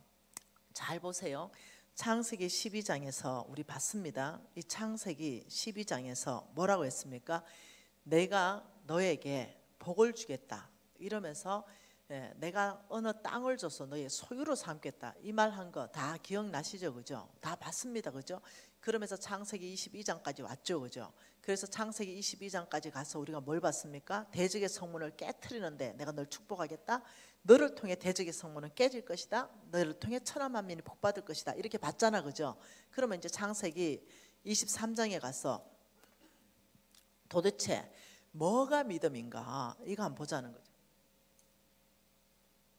여러분 아브라함의 씨 맞죠? 그러면 이 믿음이 뭔가? 자, 창세기 22장 아주 중요한 말 한 구절 더 봐봅시다. 창세기 22장 어제 16, 17, 18절 본 거 한 번 더 봅니다. 창세기 22장 16절 이르시되 여호와께서 이르시기를 내가 나를 가르쳐 맹세하노니 내가 이같이 행하여 내 아들 독자도 아끼지 아니하였은적 믿음으로 행했은적 17절에 내가 너를 큰 복을 주고 내 씨가 크게 번성하리니 하늘의 별과 같고 바닷가의 모래 같게 하리니 내 씨가 모여 그 대적의 성문을 차지할 것이다. 또 내 씨로 말미암아 천하 만민이 복을 받으리니 이는 내가 나의 말을 준행하였다. 이러면서 어저께 우리가 보았습니다. 그러면 이제 아브라함의 믿음이 드러나는 행위가 뭔지 여러분 잘 봐보세요. 뭐가 믿음인가? 23장에 가봐요. 23장에 가면 사라가 127세에 이제 죽습니다. 그래 사라가 127세에 누웠다. 이제 죽었습니다. 누린 했습니다. 그러니 2절에 사라가 가나안 땅 헤브론 곧 기랏 아르바. 자, 잘 해놓으세요. 사라가 지금 어디에서 죽었습니까? 헤브론 기랏 아르바. 예, 여기에서 죽었습니다. 그러니 거기에는 하나님을 거역하는 땅입니다. 하나님을 대적하는 땅이고요. 그인족이 또 있는 땅들입니다. 그 3절에 헷 족속들이 거기 또 살고 있어요. 그래 이 헷 족속이 이제 말을 하는 겁니다. 아브라함하고 대화를 해요. 그러면서 그게 무슨 말이냐면 여러분 이미 다 아는 얘기입니다. 아브라함이 죽을 이 장사해야 되니까 아브라함이 땅을 구합니다. 그러니까 거기 헷 족속들 기랏 아르바에 사는 헤브론의 사람들이 뭐라고 했냐면 당신이 원하는 대로 어디든지 사용을 해라. 우리가 허락해 주겠다. 그것도 무료로 그냥 공짜로 주겠다. 이렇게 제안을 했습니다. 그러니 아브라함이 아니다. 나 이거 공짜로 못 받는다. 나는 충분한 돈을 주고 사고 싶다. 이렇게 얘기했어요. 그게 또 이 사람들이 아니다. 공짜로 서라. 우리가 공짜로 당신에게 주겠다. 이랬어요. 근데 아브라함이 아니다. 자, 9절입니다. 그가 그의 반머리에 있는 그의 막벨라 굴을 내게 주도록 하되 충분한 대가를 받고 그 굴을 내게 주어 당신들 중에 매장할 소유지가 되게 해달라. 충분한 대가를 받아라. 나에게서. 나 공짜 싫다. 충분한 대가를 주기를 원한다. 이러니까 이쪽에서 이제 한 발 양보했어요. 그러면서 뭐라고 했냐면 15절에 그라면 땅값이 은 400세겔입니다. 이렇게 얘기했어요. 그래서 자 16절에 아브라함이 은 400세겔을 달아서 에브론에게 주었더니 자 18절 읽어봅니다. 성문에 들어 모든 헷 족속이 보는 데서 아브라함의 소유로 확정되었다. 자, 왜 이랬을까요? 왜 이런 일이 있었을까요? 여러분 이런 일이 왜 있을 것 같습니까? 무료로 하지 않겠다. 이런 일이 있었던 그 이유가 뭐냐면요. 하나님께서 이 땅을 무조건 아브라함 네 거 될 것이다 약속했거든요. 이 땅을 처음부터 창세기 12장 때부터 이 땅 전체가 네 거 되겠다고 약속했다고요. 그래서 어떠냐? 아버지, 내가 이 땅을 이미 약속받은 땅인데 내가 지금은 작게 지금 막벨라 굴을 내가 대가 지불하고 내가 내 앞으로 소유로 등기 이전 해놓지만 이 땅 전체는 주님이 나에게 줄 것입니다. 하나님의 약속에 대가 지불하는 그 아브라함 모습에서 어디에서 이 성취가 일어났냐면 여러분 여호수아 14장 한번 가보십시다. 여호수아 14장에서 뭐라고 말하냐면 갈렙이 말합니다. 갈렙이 여호수아 14장 6절에 이렇게 말합니다. 갈렙이 이르되 쭉 얘기를 하면서 내가 8절에 내가 하나님 여호와께 충성했기 때문에, 그러면서 뭐라고 말하냐면 11절에 모세가 나를 보내던 날과 같이 오늘도 내가 여전히 강건하니 내 힘이 그때나 지금이나 같아서 싸움이나 출입이나 감당할 수 있으니 그날에 여호와께서 말씀하신 이 산지 지금 내게 달라, 이렇게 말했어요. 그때 갈렙이 이 산지 말했던 그 땅이 헤브론입니다. 기랏 아르바. 무슨 말이죠? 네, 헤브론, 그 기랏, 지금은 헤브론. 근데 그 땅 이름이 사라가 죽었던 그 땅 이름이 뭐라고요? 기랏 아르바. 이 기랏 아르바가 그때까지 점령을 못한 산지, 아주 험지, 네, 점령할 수 없는 곳, 이런 곳이었는데 아는 거예요. 우리 아브라함 조상이 이 땅도 하나님 우리에게 준다고 약속했기 때문에 어떤 대가 지불을 하면서 이 막벨라 굴을 아브라함의 소유로 만들어 놨는지 자손 대대가 그걸 보고 있었던 거예요. 그리고 어떻게 했냐? 놀랍죠? 자, 한번 보세요. 당신도 그날에 들으셨거니와 그곳에는 아낙 사람이 있고 그 성읍들은 크고 견고할지라도 여호와께서 나와 함께 하시면 내가 여호와의 말씀대로 그들을 쫓아냅니다. 하나님이 다 준다 했죠. 그러면서 결과를 15절에 뭐라 그럽니까? 헤브론의 옛 이름은 기랏 아르바라. 아르바는 아낙 사람들 가운데 가장 큰 사람이다. 그러니까 이 갈렙이 기랏 아르바 거기를 점령해서 기랏 아르바의 땅의 문패를 다 치워버리고 헤브론으로 바꿨다는 거예요. 문패를 바꿔 달아서 하나님이 통치하고 다스리는 땅으로 전체를 다 얻었다는 거예요. 여기에서 여러분이 아셔야 되는 것이 뭐냐? 아브라함의, 다시 가보죠. 여러분 출애굽기에 아브라함의 행동을 말하는 거예요. 아브라함의 행동은 하나님의 원칙을 말하고 있어요. 내가 하나님의 약속한 걸 얻기 위해서 내가 공짜로 뭔가 자꾸 받으려고 하는 게 아니라 하나님의 약속의 성취를 가기 위해서 내가 대가 지불할 수 있는 모든 대가 지불을 하면서 얻어야 된다는 걸 이해를 하셔야 되는 거예요. 사람들은 굉장히 공짜를 좋아해요. 그거 좋은 거 아니에요. 그러면서 놀라운 건 이렇게 말합니다. 24장에 가면, 창세기 24장에 이삭의 아내 리브가를 맞이하는데 이 종에게 말합니다. 여기서 사람 얻지 말아라. 내 고향에 가서 이삭의 아내를 데리고 와라. 이러니까 이 종이 뭐라고 말하냐면, 만일 그 아내가 이 지금 이방 땅에 안 오려고 한다면 이삭을 데리고 그쪽으로 갑니까? 이렇게 물었어요. 근데 놀라운 대답, 6절입니다. 24장 6절에 뭐랍니까? 아브라함이 그에게 이르되 내 아들을 그리로 데리고 돌아가지 아니하도록 하라. 안 된다. 창세기 12절에 하나님이 거기를 떠나오겠죠. 그러면 7절에 하늘의 하나님 여호와께서 나를 내 아버지 집과 내 고향의 땅에서 떠나게 하시고 내게 말씀하시며 내게 맹세하여 이르시기를, 이거 잊어버리지 않았다는 거예요. 아브라함은 이 땅을 내 씨에게 주리라 하셨으니 그가 내 사자를 너보다 앞서 보낼 것이다. 그 아브라함의 믿음이 뭐냐면 한번 하나님이 그 말씀하신 그 언약을 절대로 잊지 않았다는 거예요. 그럼 시간이 오래 지났는데도 아브라함 뭐냐면, 아니 하나님의 이름이 걸린 맹세의 보정, 이 땅을 하나님이 나에게 준다 했으니 절대로 내 씨를 글로 보내지 마라. 이 땅이다. 그래서 이 땅에 하나님께서 사자를 먼저 보내서 사람을 준비했을 거니까 그 여자를 데리고 와라. 지금 이 아브라함의 흔들리지 않는 믿음. 여러분 사람들은요 환경에 흔들려 버립니다. 지금 사라도 죽었지요. 막 이래서 하면 흔들려 버립니다. 예를 든다면 혼자 남았는데 아직도 이 땅을 점령을 못했죠. 흔들려 버리는 거예요. 내 아들 떼에서 얻을 거라는 여유가 없습니다. 흔들려 버리는 거예요. 상황이 돌파가 빨리 안 일어나면, 예를 들면 이거죠. 하나님께서 나를 속초 땅에, 강원도 땅에, 하나님은 혹은 내가 태백 땅에 하나님의 약속을 받고 갔어요. 그 사역을 열심히 하는데 열매가 없어요. 열심히 했어요. 근데 내 눈에 보는 열매가 없어요. 그거 보고 낙심한다고요. 처음에 하나님이 그 땅에 보낼 때 태산 같은 약속들이 있었다고요. 근데 이미 그것은 심겨져서 그 안에서 죽어지고 썩어져서 열매 맺을 맺으려고 다 준비하고 있는 거죠. 다 그 어디 있어요? 땅 안에서 다 준비. 때가 되면 이게 확 올라가는 거죠. 컨텀 리프가 되는 거예요.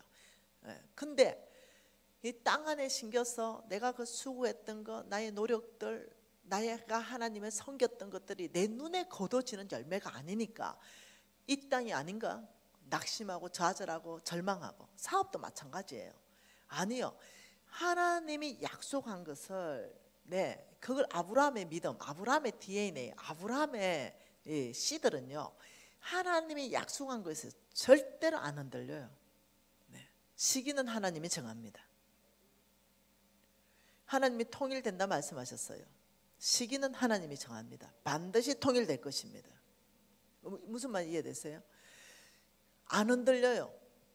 내 눈앞에 나타나는 그 어떤 결과에, 환경에 안 흔들립니다. 이게 바로 아브라함의 씨의 특징. 이게 믿음이에요. 믿음은 뭐냐? 말씀에 기반을 두고, 하나님의 약속에 기반을 두고, 하나님께서 자기 이름으로 맹세로 보정한 그 언약, 너는 아브라함의 씨다, 내가 너를 축복할 것이고 너를 통해 대적의 성문이 깨질 것이다, 너를 통해 천하 만민이 복받고 예수를 알게 될 것이다. 이것은 일어납니다. 내가 준비해야 되는 게 뭐냐? 하나님이 아브라함 씨에게 약속하신 이 약속의 말씀을 붙잡아야 되지, 흔들리지 말라는 거예요. 붙잡는 자에게 기적은 일어날 것이다. 붙잡는 자에게 하나님의 능력이 집행될 것이다. 그런데 이거 흔들리지 않는 거, 이게 첫 번째 아브라함의 믿음의 DNA라는 거예요. 여러분, 믿음으로 산다는 것은 정말로 심플합니다. 믿음이란 무엇이냐? 하나님 그냥 말씀하면 순종하면 돼요. 이게 내가 할 일입니다. 하나님이 말씀하신 걸 신뢰하는 거예요. 이거 하나님이 하실 일입니다. 믿음이라는 것은 이 두 발자국, 하나님이 말씀하신 거에 대해서 내가 할 일이 있어요. 사르밧 땅으로 가라 이러면 가야 됩니다. 본토 친척 아버지의 집을 떠나라 하면 떠나야 됩니다. 하나님께서 농사 짓는 사람한테 이렇게 말했죠. 씨 뿌려라. 씨 뿌려야 돼요. 그래 열매 맺게 하시는 분은 주님이십니다. 근데 씨도 안 뿌리고 하나님은 전능하십니다. 무의 수유를 창조해 주십시오. 이러면 하나님, 이 사람은 광신자다. 이게 아니라 하나님이 이미 성경에서 뭐라고 말씀하셨냐면, 씨 뿌려라, 부지런히 수고해라, 그러면 내가 열매 줄 것이다. 잡초를 뽑아줘야 되는 거, 부지런히 잡초 뽑아주고, 이렇게 해줘. 논에 물도 대주고, 이렇게 해줘야 하나님이 열매가 있을 것이다. 많은 사람들이요 이렇게 말했죠. 하나님이 네가 짓지 아니한 크고 견고한 성읍을 줄 것이다. 어제 봤죠? 너가 짓지 아니한 크고 견고한 성읍을 줄 것이다. 너가 채우지 않는 아름다운 물건이 가득한 집을 줄 것이다. 너가 파지 않는 우물을 줄 것이다. 너가 심지 않는 포도원을 줄 것이다. 너는 배불리 먹게 될 것이다. 이거는 예선전 통과해야 나오는 거예요. 이거는 예선전 통과해서 어떤 일이냐? 하나님께서 이제는 이 사람에게 재물을 쏟아부어서 하나님 나라 확장하는데, 본선전에서 엄청나게 뛰게 할 때 막 쏟아지는데, 예선전에서는 이 사람에게 하나님의 원칙과 하나님의 방법이 작동되고 있는가, 이걸 하나님 본다는 거예요. 그래서 저와 여러분이 첫째, 믿음이라는 것은 하나님 말씀에 대한 순종, 나의 반응이기 때문에 여기에서 재물에 대한 것을 하나님이 놀랍게 마태복음 6장 24절에 이렇게 말하는 거예요. 이 한 절, 이거 중요합니다. 이게 예선전의 출발이고 본선까지 계속 이어져가는 하나님의 저울입니다. 마태복음 6장 24절이죠. 한 절 한번 같이 읽어볼까요? 한 사람이 두 주인을 섬기지 못할 것이니 혹 이를 미워하고 저를 사랑하거나 혹 이를 중이고 여기고 저를 경히 여김이라. 너희가 하나님과 재물을 겸하여 섬기지 못한다. 이거는 성경 전체에서 가장 강력한 말입니다. 성경 전체에서 뭐냐? 하나님보다 더 사랑할 수 있는 것 있습니다. 하나님보다 더 뭐라고 해야 되죠? 주인으로 삼을 수 있는 거. 이게 성경 전체에서, 여러분이 마귀의 나라에서 회의를 했잖아요. 회의를, 여러분 마귀들이 성경 본다고 성경이 나와 있잖아요. 마귀들이 성경 말씀도 인용하잖아요. 마귀들이 회의를 했는데 어떻게 회의를 했냐면, 이 크리스찬들을 없애자 회의를 했잖아요. 그래서 아이디어 한번 내봐라 이러니까 크리스찬들한테 겁을 줍시다. 크리스찬들 예수 믿으면 화형시키십시다. 예수 믿으면 목을 그냥 딱 잘라가지고 온 동네 의기에 걸어놓읍시다. 그러면 겁이 나서 안 믿을 겁니다. 이래서 그게 로마 시대에 시행됐습니다. 예수 믿으면 죄다 잡아가지고 묶어서 하형시켰죠. 예수 믿으면 목을 잘라가지고 동네 의기에 걸어놨습니다. 그리고 죄인 크리스찬입니다. 제 목은 크리스찬, 예수 믿었기 때문에. 근데 놀랍죠. 순교자가 피를 흘리니 거기에 교회가 10개가 세워져 버리는 거예요. 한 명 죽으니까 예수 믿는 사람이 100명이 생겨버리는 거죠. 그래서 다시 전략회의 했잖아요. 이건 뭐가 잘못된 것 같아. 저것들이 왜 죽음도 두려워하지 않냐. 우리는 죽고 싶은 사람이잖아요. 예수 믿고 천국 가고 싶은 사람들이에요. 그 죽음을 안 두려워하는 거예요. 그러니 뭐가 잘못됐다. 성경을 보니 야들은 죽으면 천국 가는 게 그들의 소망입니다. 이건 전략이 잘못됐습니다. 그러나 그럼 누가 전략 한번 내봐라. 그러니 한 사람이 두 주인을 섬기지 못한댔어요. 한 분은 하나님이고 하나는 재물이라 그랬죠. 이 재물을 원래 성경적으로는 뭐라고 적혀 있냐면 맘몬으로 적혀 있어요. 맘몬. 그러니 맘몬은 사단의 쫄개 이름이거든요. 그게 맘몬이라는 사단의 이름, 그게 맘몬이라는 사단 쫄개가 제가 아이디어를 내겠습니다. 성경에 보니 우리 아무리 아이디어 내도 안 됩니다. 오직 하나님, 야들은 하나님 알거든요. 거기서 쫓겨났기 때문에 오직 하나님이 성경대로 일하지 않습니까? 다른 데 아이디어 내지 마십시오. 성경대로 아이디어 내십시다. 성경에서 말하기를 한 사람이 두 주인 섬기지 못한답니다. 하나님과 재물을 못 섬긴답니다. 하나님을 섬기든지 아니면 재물을 섬기든지 딱 두 개밖에 없다니 전략은 간단합니다. 이들에게 재물신을 섬길 수 있도록 하면 됩니다. 그러면 이들은 예수를 믿지만 교회는 출석하지만 진짜 마음속 깊이의 주인은 돈입니다. 이걸 바꿉시다. 이렇게 된 거예요. 뭐라고요? 주인을 바꿉시다. 주인. 이들의 주인을 교회에 못 나오게 하면은 우리 머리털 다 뽑혀도 교회 나오잖아요. 시집 갔는데 막 교회 못 나오라고 남편이 그냥 가위로 머리를 그냥 반 잘라버렸잖아요. 그래도 모자 쓰고 나오잖아요. 우리는 목숨 가지고 협박이가 되는 사람들이 아니라니까요. 죽으면 천국이기 때문에. 그러니 사단이 이거는 아니다. 그러면서 성경 안에 찾아보니 놀라운 일이 일어났어요. 하나님을 배반할 수 있도록 해주십시다. 하나님을 배반하고 주인을 바꿀 수 있도록 할 수 있습니다. 어떻게 할 수 있는데 돈을 사랑하는 마음을 생각에 장악해 들어가면 됩니다. 이제 이렇게 된 거예요. 이게 참 보통 일이 아닌 거예요. 돈을 사랑하는 마음을 장악해 들어간다. 여러분 어떻게 생각합니까? 그러니 이 일부분에 대해서 한번 봐보죠. 이 돈을 사랑하는 마음을 장악해서 넣어주게 되면 게임은 끝나게 됩니다. 그러면 이제 그 사단의 왕국에서 이렇게 말했죠. 그라모 좋다. 누가 나설래? 맘몬, 내가 앞장서겠습니다. 자, 그러면 내가 어떻게 이들을 유혹하는지 한번 보십시오. 이랬어요. 자, 한번 봐보십시다. 어떻게 이들을 유혹하는지 누가복음입니다. 누가복음요 12장입니다. 누가복음 12장 15절 말씀입니다. 누가복음 12장 15절 말씀, 그 한 절 말씀이요 보통 얘기가 아닙니다. 누가복음 12장 한 절 말씀 한번 같이 한번 읽어보죠. 15절 그들에게 이르시되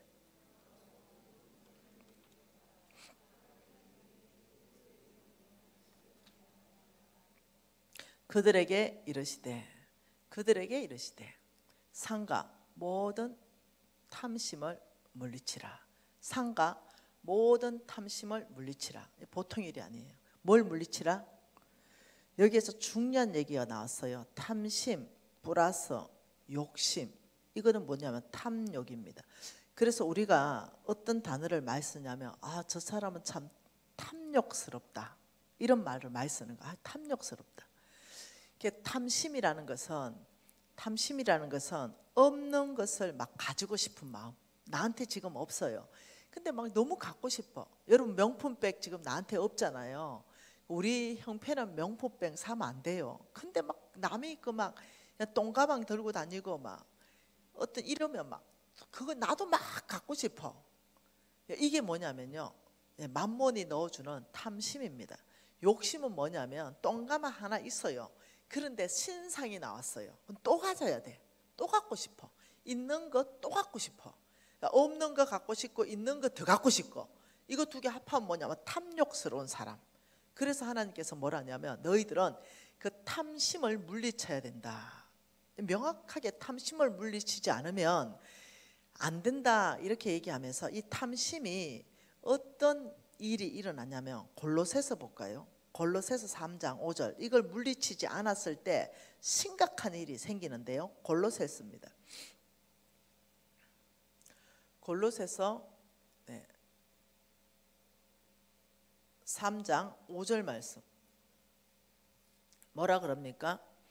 골로새서 3장 5절에 그러므로 땅에 있는 지체를 죽이라 곧 음란과 부정과 사욕과 악한 정욕과 탐심이니 탐심에 대해서는 또 한 번 더 얘기하죠. 탐심은 뭘 한다? 이것은 우상 숭배다 이렇게 말했어요. 와 여러분 이게 말이 돼요? 탐심이 왜 우상 숭배예요?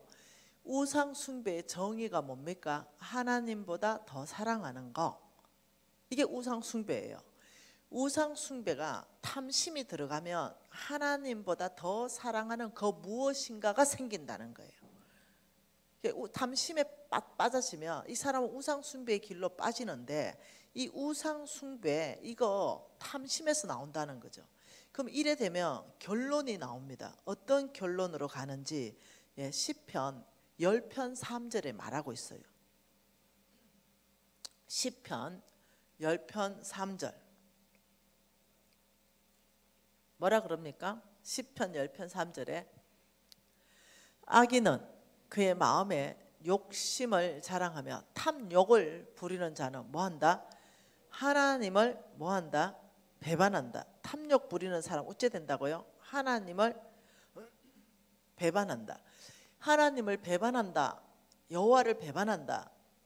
이 말이 뭐냐면 이제는 가룟 유다처럼 소금병을 엎었다 이 말입니다. 내 마음이 하나님을 떠났다 이겁니다. 교회는 나오는데 나의 진짜 주인은 돈이다. 바뀌었다. 지금 이 얘기예요. 이게 배반입니다. 그러니 주님께서는 너희들이 탐심이 들어왔을 때 탐심의 생각이 들어왔을 때 없는 것 막 갖고 싶은 마음이 들어왔을 때 여기서부터 이겨야 된다. 이 생각에서부터 승리하지 못하면 이게 자리를 잡는다. 또아리를 턴다. 그러면 갖고 싶은 게 확 생기는 계속 생겨요. 그러면 그것을 위해서 가져야 되죠. 똥가방을 내가 가지고 말아야 돼요. 그러면 그 다음에 일어나는 게 뭐냐? 우상 숭배 하나님보다 더 사랑하는 똥가방이 생긴 거예요. 왜? 하나님 말씀에 그거 아니라 해도 그거 못 물리치고 계속 똥가방이니까.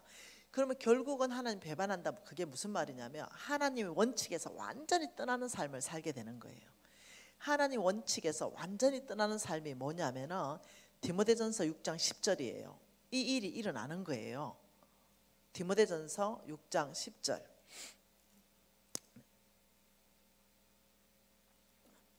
뭐라고요? 돈을 사랑함이 자 이게 한번 볼까요? 이거 이제 뿌리로 한번 봐보죠. 나무 뿌리에서 항상 모든 일이 다 생겨요. 이 나무 뿌리 이게 문제예요. 이게 나무 뿌리 여기에서 돈 사랑이다 이렇게 나왔어요. 이게 뭐라고요? 돈 사랑. 돈 사랑함이 일만하게 뿌리가 되나니 이것을 탐내는 자마다 미혹을 받고 돈을 사랑하면 첫째 뭘 받습니까? 미혹요. 미혹을 받고 미혹을 받아 믿음에서 떠나. 돈 사랑하면 결과가 나타납니다. 뭘 떠난다? 믿음에서요 떠난다. 이게 돈 사랑하는 사람의 결과입니다. 믿음에서 떠나고 그 다음 많은 근심으로 자기를 찔렀다. 돈을 사랑하면 일만 악의 뿌리다. 이 악, 이 열매 이름이 이게 악이다. 악. 돈을 사랑하면 일만 악의 뿌리에서부터 뭐 돈 사랑이라는 영양분을 막 먹어가지고 쭉 다 빨아들이며 내 열매는 악이 열릴 수밖에 없다. 부정직. 이거 열릴 수밖에 없다. 악. 주께서는 정직하라 그랬거든요. 믿음에서 떠나고 하나님을 배반한다는 뜻이 뭐냐면 성경적으로 하나님 말씀하신 모든 원칙에서 다 떠난다. 왜? 이미 내 안에 우상 숭배, 하나님보다 더 좋아하는 그 똥가방을 가져야 되는 마음이 가득하기 때문에 이걸 갖고 말아야 돼요. 그러면 하나님을 배반하는 쪽으로 간다 그러는데 하나님께서는 뭐라고 말하냐면 잠언서 말씀 한번 봐보죠. 하나님 잠언서를 통해서 이렇게 말했어요. 2장 7절 봐보죠. 자, 잠언서 2장 7절입니다. 그는 정직한 자를 위하여 완전한 지혜를 예비하시며 행실이 온전한 자에게 방패가 되신다. 하나님은 누구에게 방패가 되냐면 정직한 자. 그러니까 여러분 정직하게 행하면요 모함 받을 때 끄떡도 없어요. 하나님이 내 방패가 되기 때문에 11장 1절도 보죠. 잠언서 11장도 속이는 저울은 여호와께서 미워하시나 공평한 추는 그가 기뻐하신다. 속이지 말라. 6절도 뭐라 그럽니까? 정직한 자의 공의는 자기를 건지리냐와 사악한 자는 자기 악에 잡힌다. 15장 19절도 똑같은 말입니다. 15장 19절도 정직한 자의 길은 대로이다. 정직한 자의 길이 대로로 열린다. 16장 8절도 뭐라 그럽니까? 적은 소득이 공의를 겸하면 많은 소득이 불의를 겸하는 것보다 낫다. 이거 쉬운 성경은 이겁니다. 적은 재물로 의롭게 사는 것이 부정직한 재물을 쌓아놓고 사는 것보다 좋다. 이런 얘기예요. 그러면서 또 주께서 놀랍게 말씀하시죠. 11절에 공평한 저울과 접시 저울은 여호와의 것이다. 그래서 지금 계속 안 찾을게요. 더 계속 잠언서에 꽉 차 있는 말씀, 성경에 꽉 차 있는 말씀이 뭐냐면은 너희들이 부정직한 것은 죽음을 구하는 것이다. 이렇게 말합니다. 하나님 성품 자체가 정직입니다. 하나님이 우리를 사업할 때 뭐라고 말하냐면 정직하게 사업하라. 그러면서 욥기서에 가면 정직하게 사업하고 전능자에게 열심히 기도하면 내 시작은 미약하였으나 내 나중은 심히 창대하리라. 하나님이 심히 창대하리라 축복하는 데 있어서 정직한 거 이걸 얘기하는 거예요. 그래서 중국산 김치 같으면 표시해서 중국산 해야 돼요. 국산 같으면 국산 이런 거 쏘기면 안 됩니다. 그래서 정말로 저는 달라졌습니다. 제가 얘기했잖아요. 부정직하게 사업했다고. 제 죽음을 재촉했죠. 달라지기로 결정했죠. 정말로 완전히 바꿨습니다. 뿌리까지 바꿨어요. 정직하게 살기로. 말도 정직한 말, 행동도 정직하고 내가 만든 모든 물건은 내가 선전하는 그대로의 효과가 나오게끔 몽땅 사슴이 목욕한 물로 녹용즙으로 팔면 안 된다. 그러니 정직한 물건 다 바꿨어요.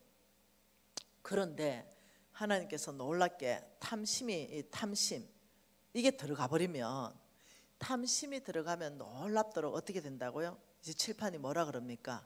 우상숭배. 하나님보다 더 사랑하는 하나님 말씀보다 더 가치 있는 하나님이 너 지금 그 똥가방 살 형편이 안 돼.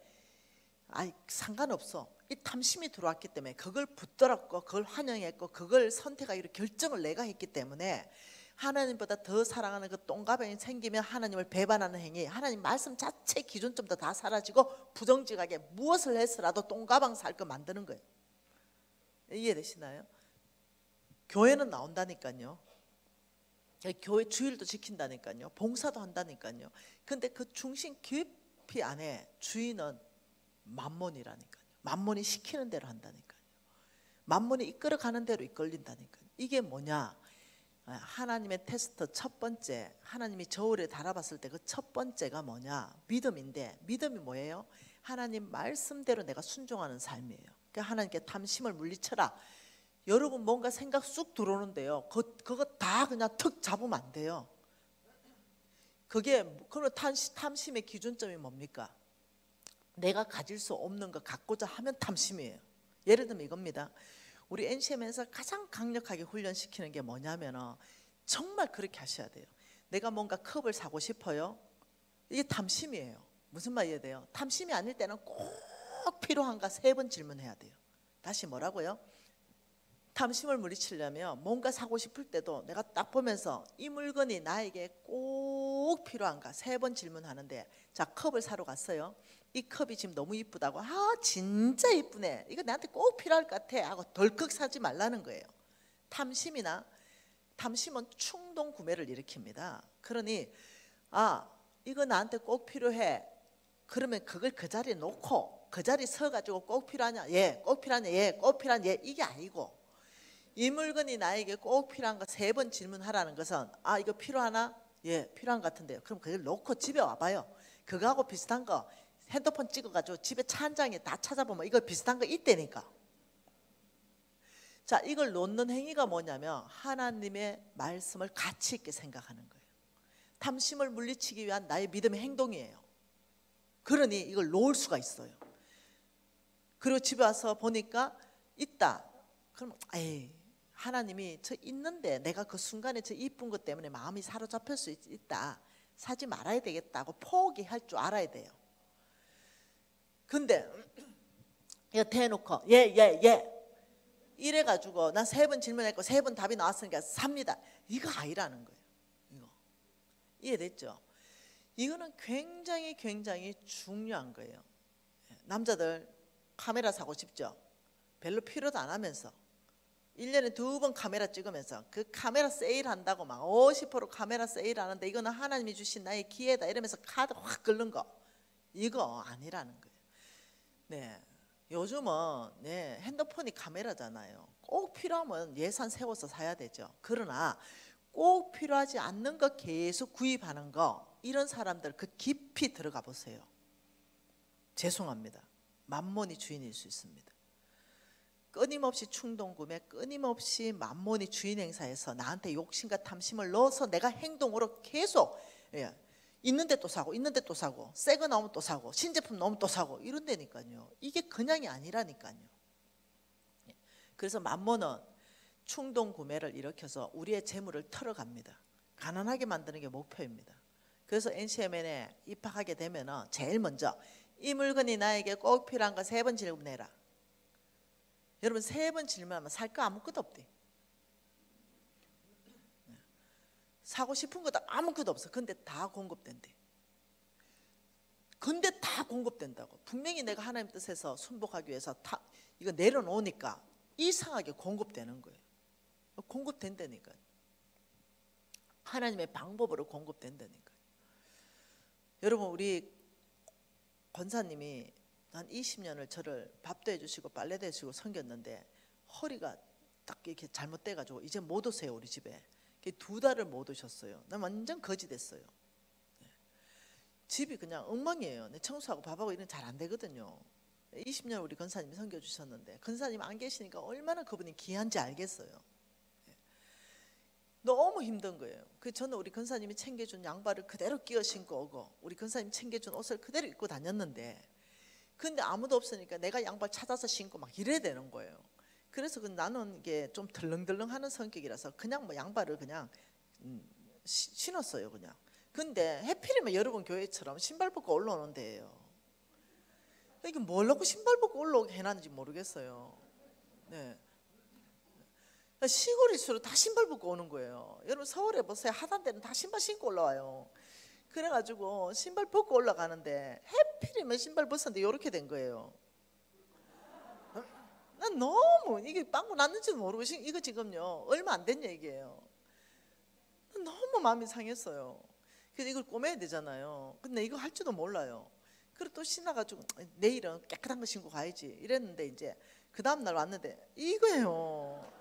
근데 마음이 너무 어려웠어요. 진짜 새 양발 많은데 우리 엄마가 훔쳐가지고 개척교회 다 갖다 줘가지고 이걸 우리 엄마가 다 꼬매주거든 일일이. 나는 꼬맨 양발만 신고 다녔어요.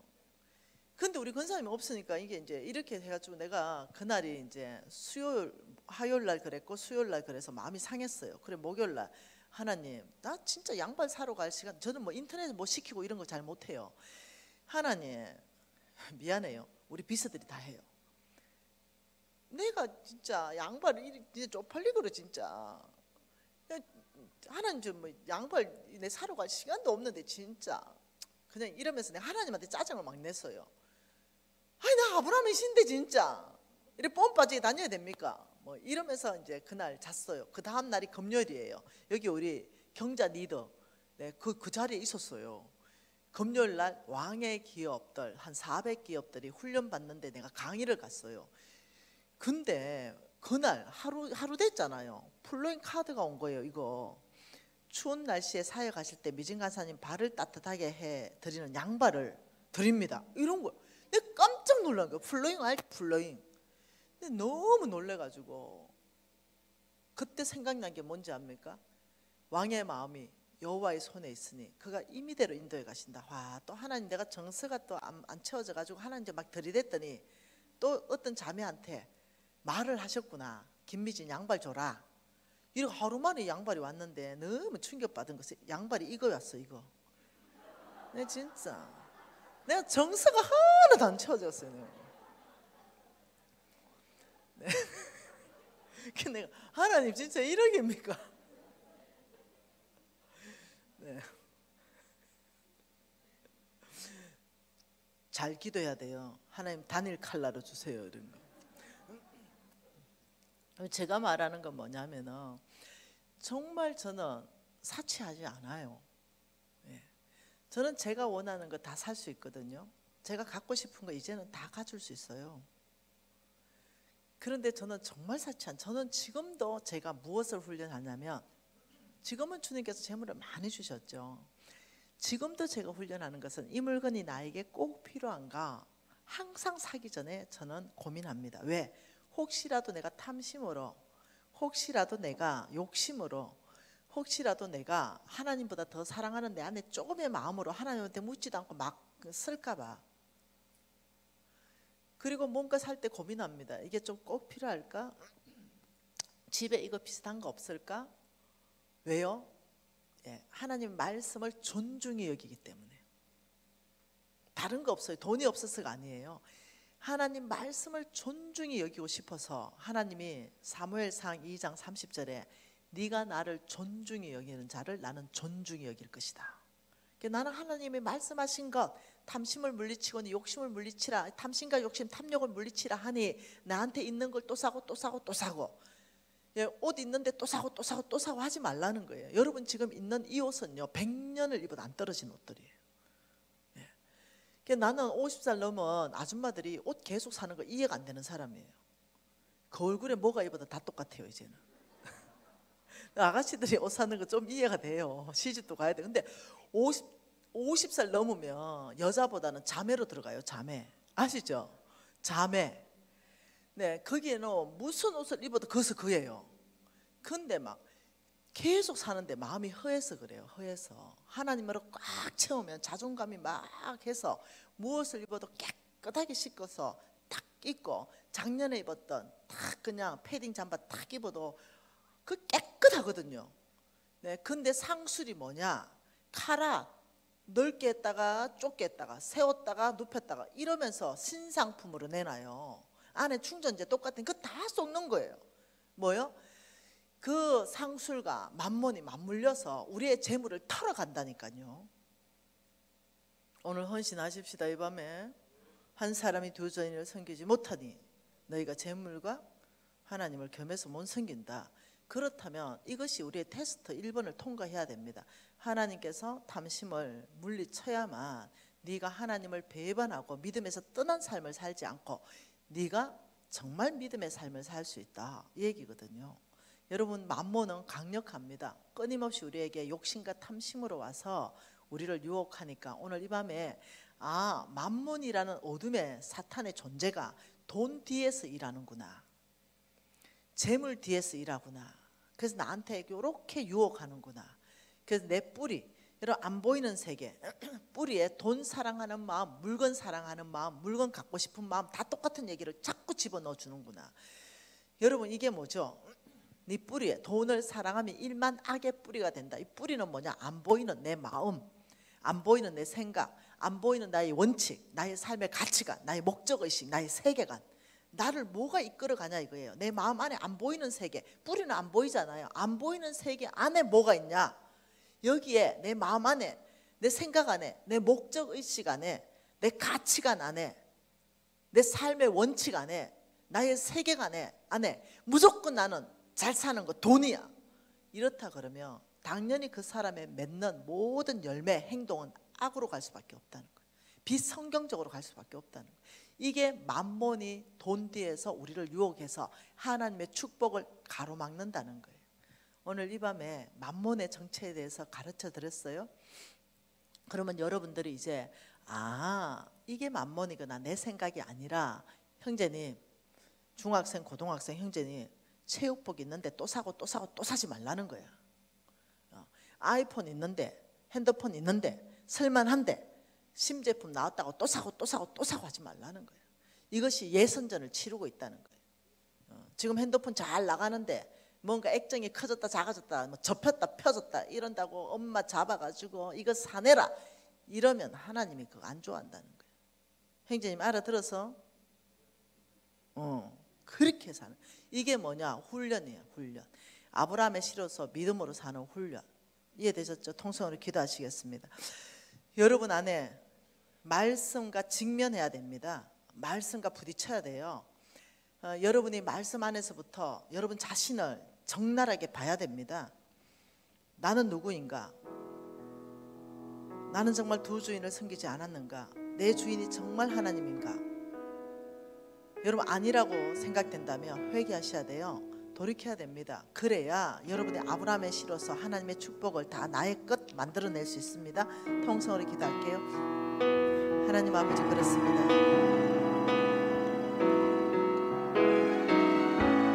만몬을 거절합니다. 만몬의 유혹을 우리가 거절합니다. 아버지, 우리가 싫어합니다.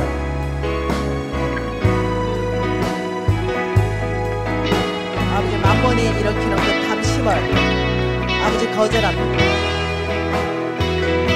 아버지, 그 만몬의 전략, 아버지 충동 구매를 일으켜 우리의 재물을 털어가려는 그 악한 사단 만몬, 아버지 우리가 거절합니다. 우리는 오직 주 따르기를 결정합니다. 아버지, 오직 주님 따라가기를 결정합니다. 아버지, 오직 믿음으로 살기를 결정합니다.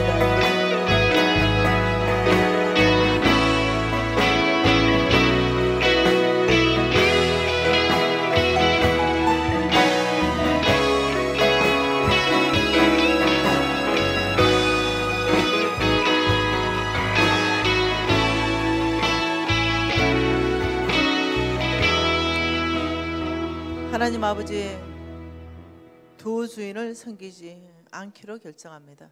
오직 한 주인 예수 그리스도, 당신만이 우리의 주인이고 당신만이 우리의 전부입니다. 만몬 거절합니다. 충동구매 거절합니다. 탐심, 욕심, 탐욕 거절합니다. 아버지, 이 물건이 꼭 나에게 필요한가 3번씩 질문하면서 믿음으로 사는 거 훈련 결정합니다. 하나님, 아브라함의 씨로서 믿음의 DNA, 말씀에 대한 충성의 훈련 아버지 해내겠습니다. 아버지, 충성된 사람 되겠습니다. 예수님 이름으로 기도합니다. 9시 20분에 이강하겠습니다.